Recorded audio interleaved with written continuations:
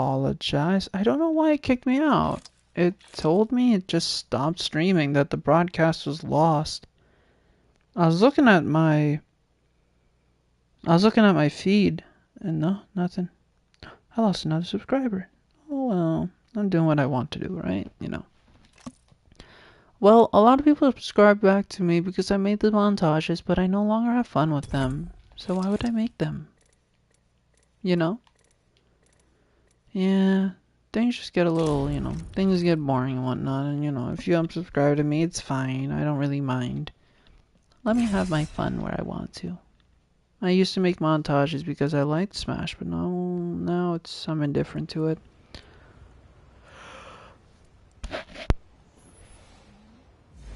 Sorry, I had to yawn. No, you're not gonna take Mad Maggie from me. I'm about to play Mad Maggie. Who plays Mad Maggie? They took Mad Maggie. Oh well. I guess we're going back to Bloodhound. Unless this person does Bloodhound. Oh. Be funny. They take Bloodhound like, well, I don't know what to do now, Wraith. What, Lifeline? What to say? Wowie, look at these people. They're impressive. This is your champion. I'm in the presence of idols. Oh, I like that opening animation. Study the land. Find our advantage. Then we jump. But what if I don't want to be Jump Master? You'll never see If they give it back to me, I'll do it. With me.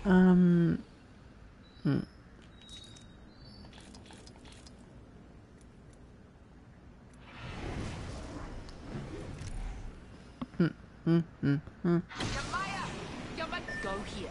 We got violence to do. I'm going over there. I'll be going to that one. Yes. Yeah, recently, I don't remember what movie it was, but we recently, like, my siblings and I recently went to go watch a movie, and there was this guy that was constantly going on their phone, and, yeah, it was very, very annoying. I'm not sure what movie it was, I kind of forget, but I just know it was not a fun experience, because they just kept on talking. Sorry, not talking, they just kept on going on their phone, and it's very infuriating to just see a light over and over again. And you just want to enjoy the movie, right? But you just see a constant light.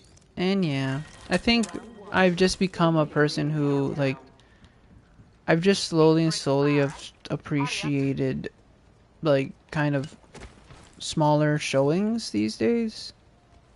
Less people, so I don't have to, like, deal with,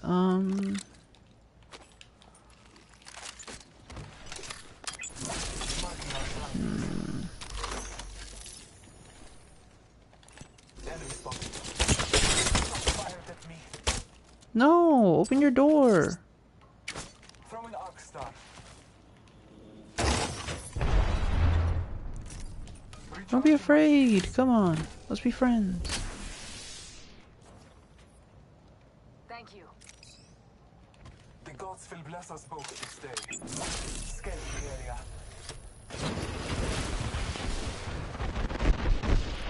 Frag out. Frag out.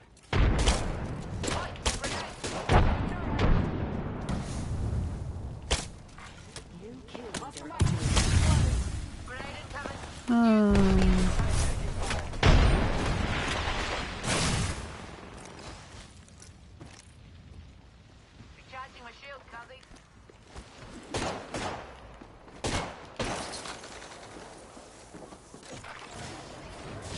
Taking a moment to recharge my shields.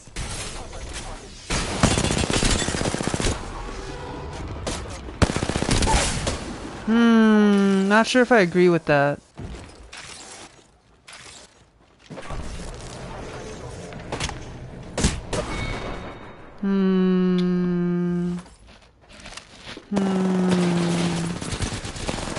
Also, I'm pretty sure that...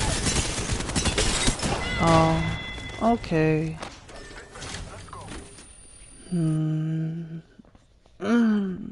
Yeah, oh well.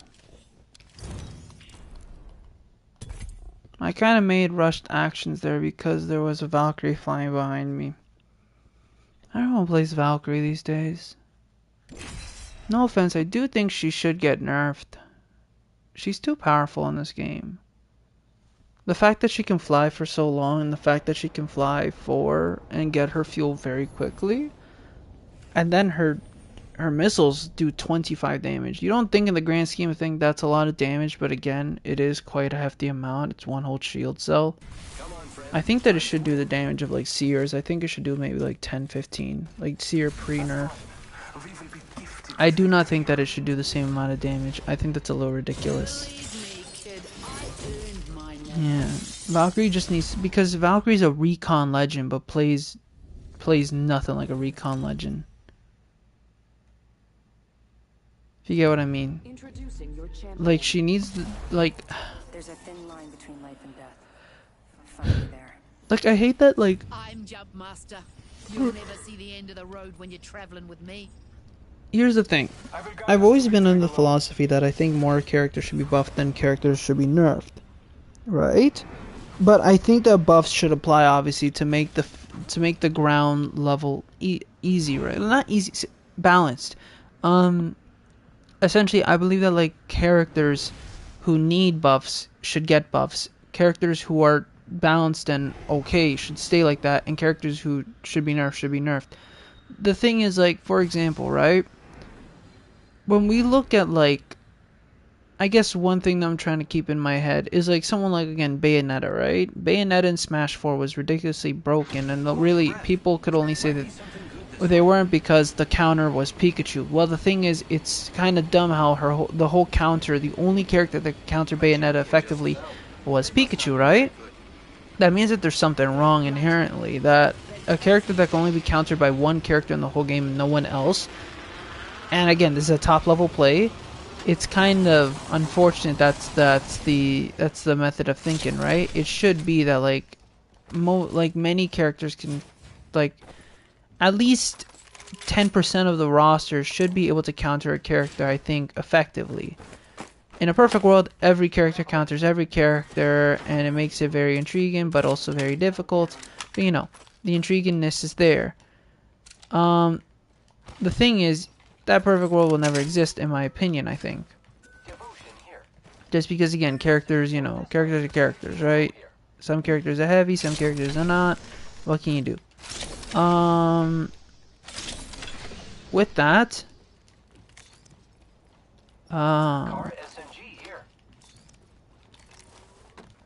someone like that is that Valkyrie in this game is very good because of her abilities. Bayonetta in Smash, how I understood, again, had lots of things going for her, right? She had her combos, she had the ability to combo basically any and all characters, especially heavyweights. She had the ability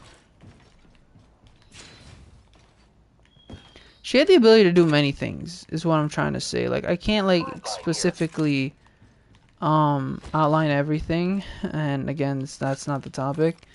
But basically, she was just very good in the hands of the right player. And again, I would even argue, it doesn't even have to be the right player. It could be really anybody, if you give them a while to learn.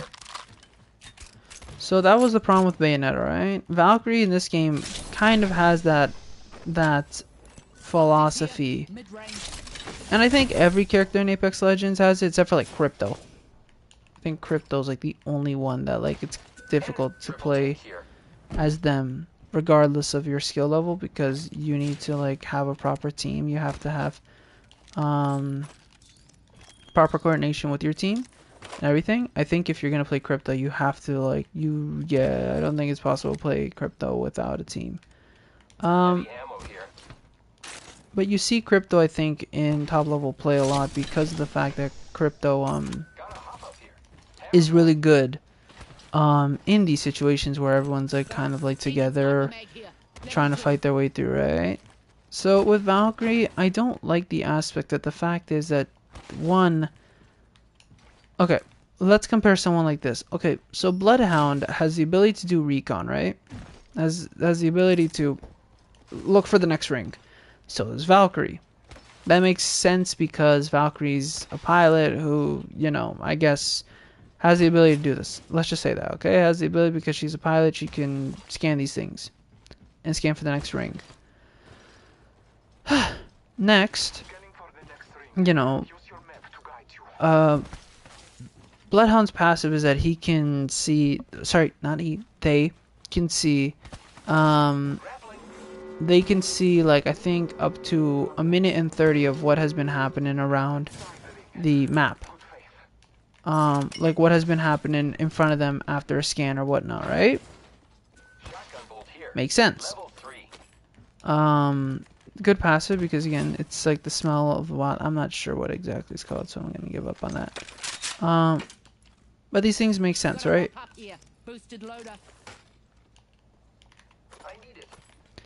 Valkyrie has, and then if you look at everyone else, Crypto doesn't have anything other than a drone. It's not really a passive, not really ability, but I guess it takes place in his ability slot. And Seer has now a tunnel vision type of thing. It's no longer like a tunnel type thing. I don't know what it's called. But no longer can he do damage with it, right? And it's slower and it takes longer. It's not as fast, etc., etc. That's the problem with that. So no longer does it do damage or anything. Valkyrie's thing though is a wave of explosions basically, and it does 25 damage, which is pretty strong. And when you compare it to other things, so something like Fuse or to Maggie, it's more powerful and more effective because of how it's not faster, but because of its wide range. Sorry. Because of its wide range, it's more effective as a damage dealing tool than most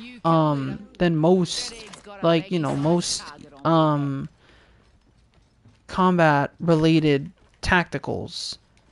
The only tactical I think that comes onto par is Ashes, because it also has the ability to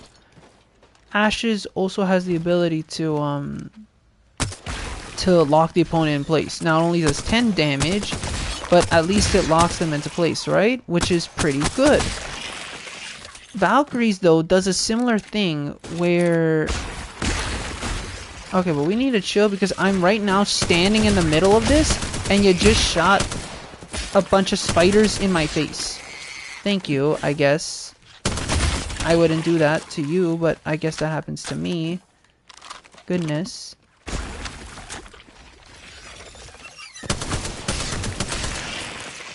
Ay, ay.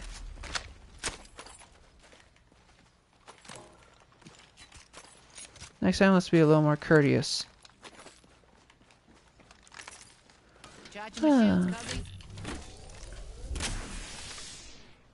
Sorry. Why would they shoot the other spiders? I'm taking my time because I don't want to die. Valkyrie's hurts the person for 25 instead of the 10 that Ash does. It doesn't lock the person into place like Ash, but it provides a stun and shock and I think screen type of like... It's like a type of like effect that just like blocks your vision, kind of. It's yeah, her whole move does a lot. It damages you.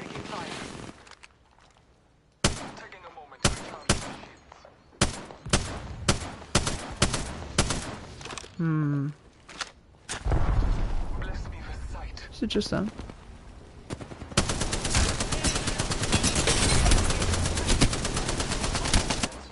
Really?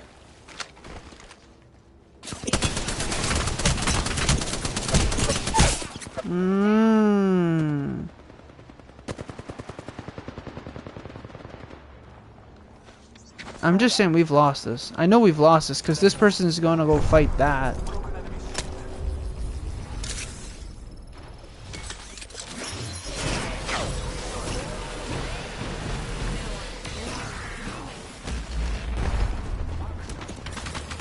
up. I'm being shot at.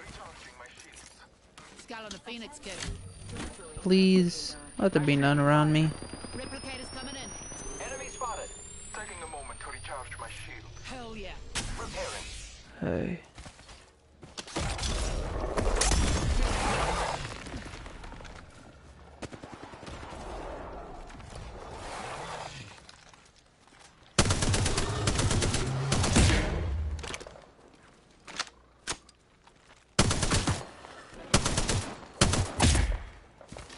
Scanning the area.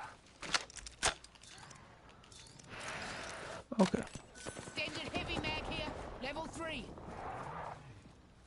Recharging my I shield. don't know where they went, but guess they're not around us anymore. Well, at least we didn't die. Recharging my shields.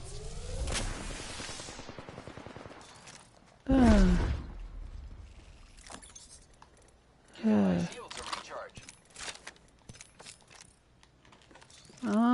I guess I could take the shields.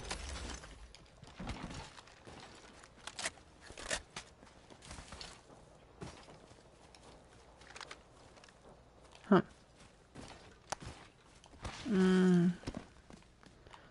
Yes. And then Valkyrie's, I think, ult is probably the best in the game because it can reposition your whole team. Just one move. It goes taller than jump towers. Your whole team uses it at the same time. And again, the fact that she can scan multiple, she can scan the next area, basically like just gives her the opportunity to see what is next, right? So she just is absolutely the perfect recon legend because although she doesn't have the ground scan, the fact that she can scan in the sky, she can deal damage that is really good 30 seconds remaining. and paralyzes the person basically. Wingman here. Gotta hop up here. Boosted loader. Optics here. Close range. Yeah, paralyzes the individual, and she can fly and regain that gas pretty fast. Everyone plays her, and it makes sense. Again, I know she's a good legend. I don't play her because a lot of people do, so usually your legend pick is then gone, so I don't really like playing Valkyrie because everyone else does. Good character. I'd rather play someone else to complement the Valkyrie on our team, but I do believe that Valkyrie should be buffed just because of how strong she is. Someone like Gibby, I think the only thing I could argue, Gibby actually, as much as I understand that Gibby is also a top level play, I don't really think Gibby needs a nerf. Spotted a prowler over there. Egg there. Let's smash him. I don't think Gibby really needs a nerf. I am taking fire. Because, oh goodness, what is happening? Yeah, you're shooting me. I get it. You don't need to shoot me. Chill. Chillax, okay? Give it a sec. Here's a sec. Recharging my shields. Okay. Broke that enemy shield. Reloading. Give me a sec. Let me pay attention a little on the fight. I think this is going to be our last match. It's a little unfortunate that we kind of... That guy there.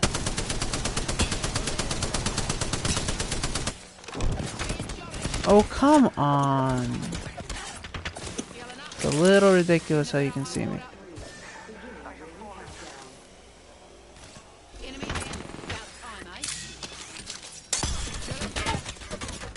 Oh no, there's another squad attacking. Wrecked an enemy shield. That's not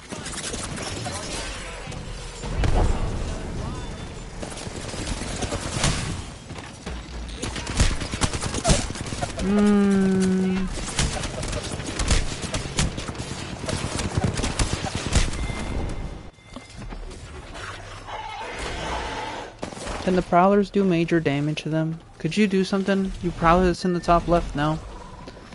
Yeah, not much I could do. I guess I could have went on to the left, but they would have chased me and everything. I guess I wasn't feeling this ranked. much. Yeah, my mentality's still there. Recently, I made a tweet this morning that I deleted, but basically, I just said that again, kind of what I said in the morning. I'm not too fond of the new ranked mode, not because, again, of how it is. I do like the playstyle change, and that's more suited because I also like it on Switch. But the problem with this is that, like, not a lot of people are accustomed to it yet, and again, people don't really make the best decisions, so I'm kind of stuck just in limbo where I have to play as a team player because I need to follow my teammates, so we're a team. But I also have a lot of teammates who make decisions that aren't really in favor of us winning, right? They go into battles too often trying to get kills and everything. So yeah, I just want to see if that could change here, but no. Apologies that I didn't have a lot of energy. It's just that, just not my love for Apex, but I guess my love for the team-based game is kind of going down. Not again because of the whole change of just, getting kills and whatnot and needing to play more smarter. I like that aspect. I like that. It's more rewarding, right? Just to focus both on being good, surviving, and getting kills. I think it promotes a really good way of a play style of, like, again, trying to improve your skills in all different shooter games, because that is the most important thing. You play as a team, you take care of everyone, and you win. Like if you play something like, again, clan battle or like tower control in Splatoon, a big component of those is that trying to back up your team, right? If you're playing tower control, it becomes kind of a 3v4, right? Because the person on the tower that needs to maintain staying on the tower and trying to defend themselves, but then the other teammates have a bigger responsibility of either get on the tower to make it move a little faster, which isn't the most optimal thing, or trying to squad wipe or trying to, take out the other people to try and keep the person on the tower alive. Or if they get down, you switch and try to get somebody else on the tower and becomes a 2v4, blah, blah, blah, blah, blah, right? And in clan battle, the whole thing is trying to work with your team around to get the footballs and then, trying to make the clams. And then, like, if you can, trying to counter the other team so that you can then, reveal the and start scoring, right?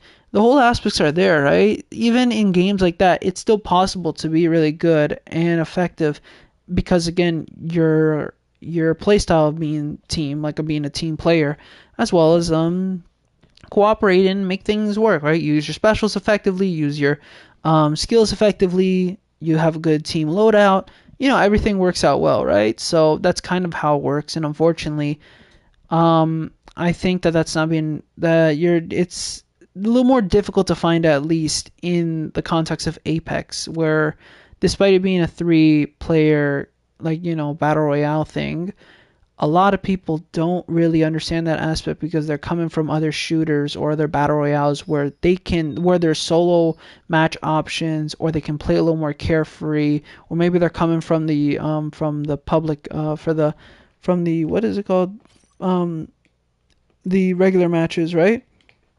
Where you're basically, you don't really care about that team aspect as much because people usually die and then leave the match, right? Or people die and then they wait a minute to get respawned, but they don't because of the chaos, or there's nothing around, so then they leave. And they don't really learn these team value aspects that can help them improve both as a team, as a player, and ultimately get kills and, and everything. So I think that's a little problem there, that people still need to learn that, and I think I'm not going to play Apex for like a week on my Switch or my PS5.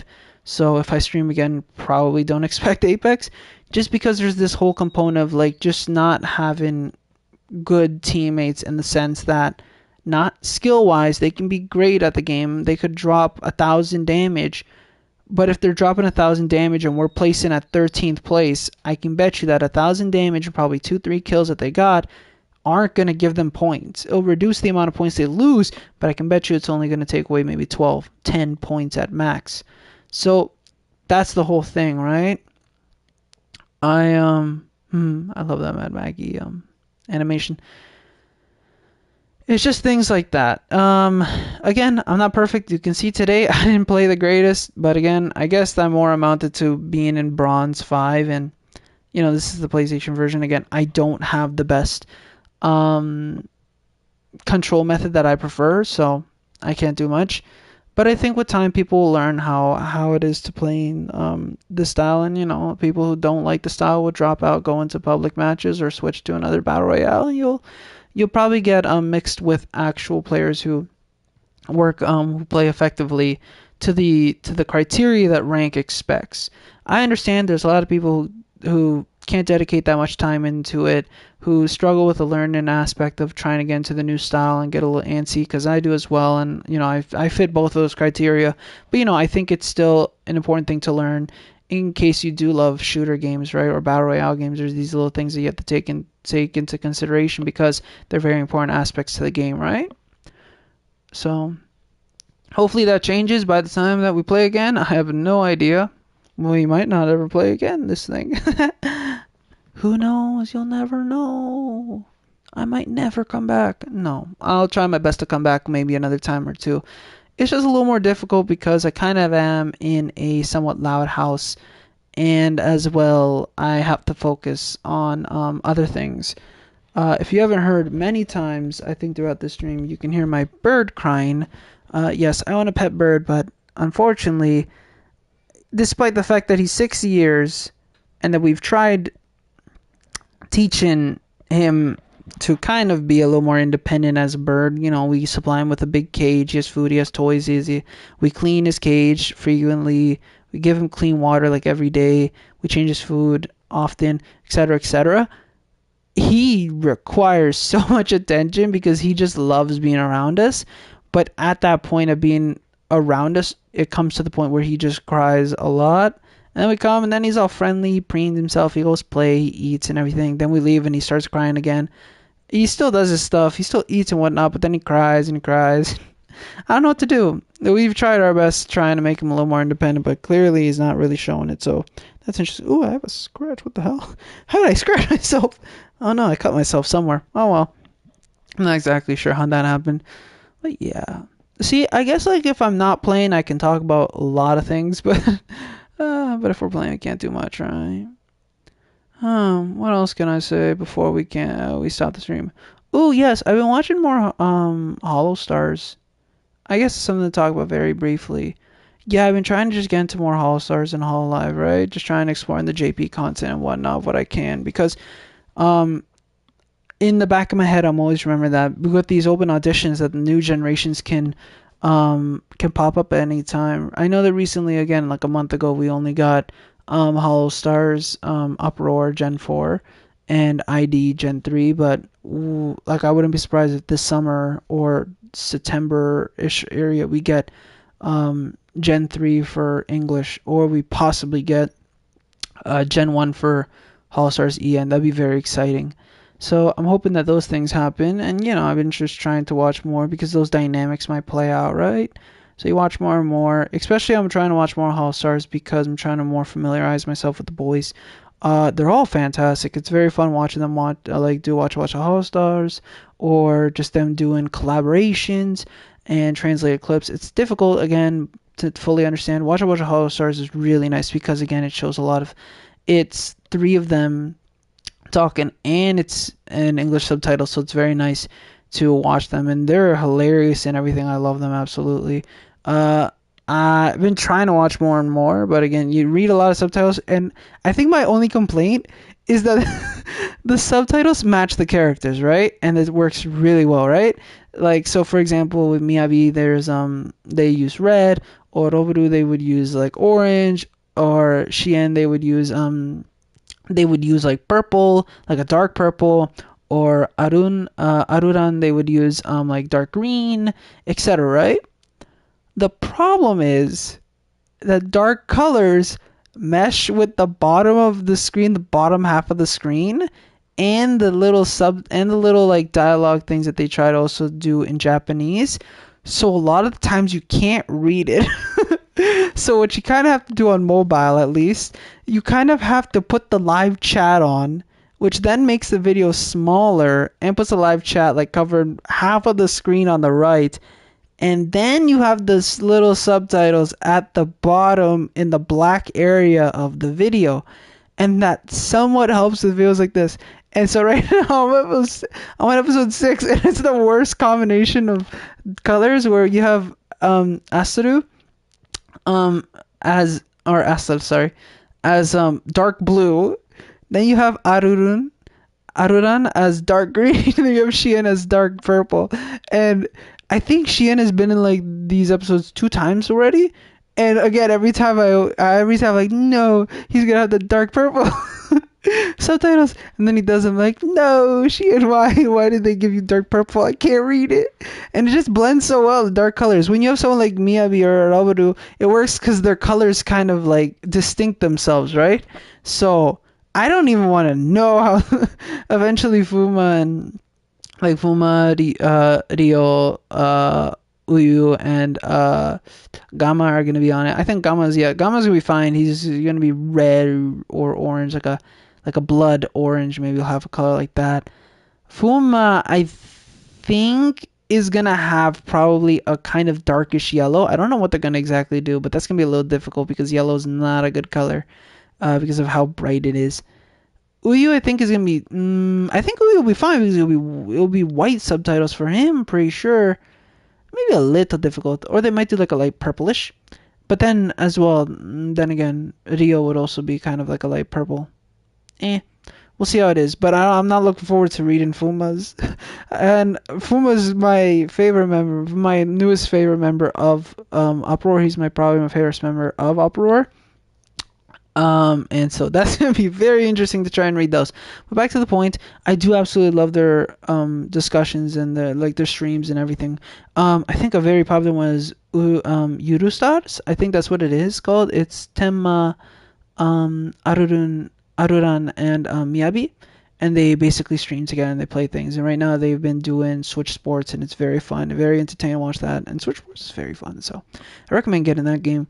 And then you have recently a stream that I watched was I think a lot of people should have watched it. Unfortunately, I think it's kind of a little not watched as much because again it's Hollow Stars and it's and because it was Uproar. But Huma and Uyu streamed for like 30 plus hours together, and they played all of Cuphead. They beat it all, and it was so amazing to watch. The only problem is I couldn't watch all of it because again I have other things to do, and I can't watch them just like I can't just watch them I try my best to watch streamers, but mainly if I have the time I'll probably give them an hour of my dedication, and then it turns into just listening, mainly listening, watching. If I'm playing something, I'll put them on the background. I'll put them on my head. I'll wear earphones and I'll put one of my earphones and they'll be playing and I'll be listening to their conversations and whatnot. But I can't really sit down in front of a TV or in front of my computer and literally watch them. But I catch most of it, right? So I still do. I think the only streams where I really, really, really did that was for Ame's LA Noire streams because LA Noire is a great game and it was very fun watching Ame play it. But I haven't really been able to do much of that. Put me back in there. Always space. So yeah, trying to watch them more, and I'm on episode 6. And yeah, the biggest problem is that their subtitles are so blendy with the dang screen. It's so difficult to watch it, but I'll try my best. Other than that, yeah, it's been fun watching them, and I have some of their videos in my watch list, my watch later, and I'm trying to watch as much as I can. But the problem is, so many other things to do. You want to play things, you want to work on things, you got schoolwork to do, you want to watch things, you got to sleep, you got to eat, you got to cook, you got to go out. Life is just, why can't my life be a more simpler? Why can't I just be, let me get out of school, I'll play more, I'll stream, we'll stream more, we'll start ordering Uber Eats so I cook less, we'll figure stuff out. See, I'm managing things right there. Sleep? Who sleeps? There you go, I've solved my problems, right? No. But yeah, 30 hours. That is crazy. And by the looks of it, it beats the previous Hollow Productions related stream, which I believe people said was Corone at 28 hours playing a certain game. I'm not sure. But technically it's Uyu who's in front because he also did a dang Duolingo stream.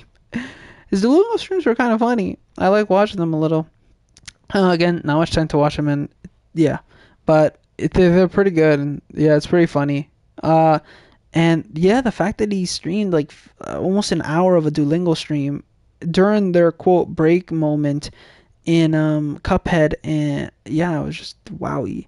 So Uyu has done roughly 32 hours. Fuma did plus 30 hours, and then Corone did 28 hours. So I think that's the leaderboard right now. And I hope to God one day that somebody in Hall Ever Hall Stars tries to even beat that. That'd be fun. That'd be funner to see like someone try to beat that. That'd be difficult. I've always told myself I would love I've always said that if I was to become a streamer, I would love to play Splatoon. No matter whatever Splatoon is at the time, I would love to play Splatoon.